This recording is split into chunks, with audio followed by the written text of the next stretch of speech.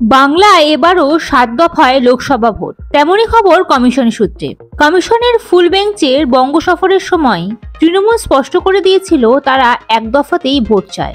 এই প্রেক্ষিতে নির্বাচন কমিশন সূত্রে খবর, রাজ্যে সম্ভবত এবারও 7 দফাতেই লোকসভা ভোট হতে চলেছে। ভোটের ঘোষণার আগেই 2 দফায় রাজ্যে চলে এসেছে 150 কোম্পানির কেন্দ্রীয় বাহিনী। ভোটের নির্ঘণ্ট ঘোষণার পর আরও আসবে 770 কোম্পানির কেন্দ্রীয় বাহিনী। এই প্রেক্ষিতে জল্পনা শুরু হয়েছে কত দফায় রাজ্যে লোকসভা ভোট হবে। বিজেপি একাধিক দফায় ভোট চেয়ে আগেই সুর চড়িয়েছে।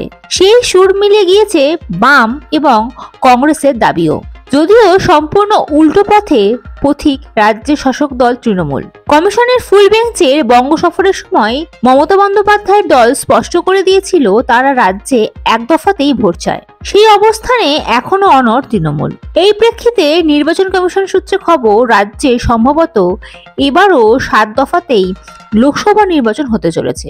প্রসঙ্গত 2019 সালেও 7 দফাতেই লোকসভা নির্বাচন অনুষ্ঠিত হয়েছিল বাংলায়। আগেই জানা গিয়েছিল 920 কোম্পানি কেন্দ্রীয় বাহিনী ভোটের সময় মানুষকে নিরাপত্তা দিতে মোতায়েন করা হবে।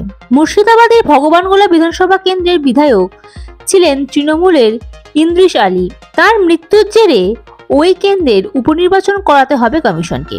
অন্যদিকে বরানগরের তৃণমূল বিধায়ক তাপস রায় বিধায়ক পদ থেকে ইস্তফা দিয়ে বিজেপিতে যোগ দিয়েছেন, ফলে সেখানেও উপনির্বাচন করাতে হবে। কমিশন সূত্রে খবর, ভগবানগোলা এবং বরানগরের উপনির্বাচনও লোকসভা ভোটের সঙ্গেই করে ফেলতে চান কমিশন কর্তারা। কিছুদিন আগে কমিশনের ফুল বেঞ্চ বঙ্গ সফরে এসে প্রশাসনকে সাফ জানিয়ে দিয়েছিল, অবাধ ও সুষ্ঠু ভোটের স্বার্থে রাজ্যের যত জামিন অযোগ্য গ্রেফতারি পরোয়ানা আছে তা কার্যকর করতে হবে। যদিও সূত্রের খবর, এখনো পর্যন্ত ফুল বেঞ্চের সেই নির্দেশ পুরো পালন করা যায়নি। এবার শতকরা 52% বুথে ওয়েবকাস্টিং এর ব্যবস্থা রাখা হবে বলে জানিয়েছে কমিশন।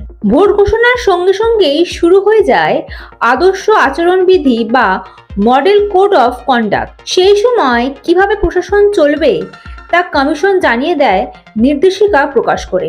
কমিশন জানিয়েছে, দিল্লি থেকে ভোট ঘোষণার পরেই এই সংক্রান্ত নির্দেশিকা রাজ্যের প্রত্যেক জেলাশাসকের কাছে পাঠিয়ে দেওয়া হবে।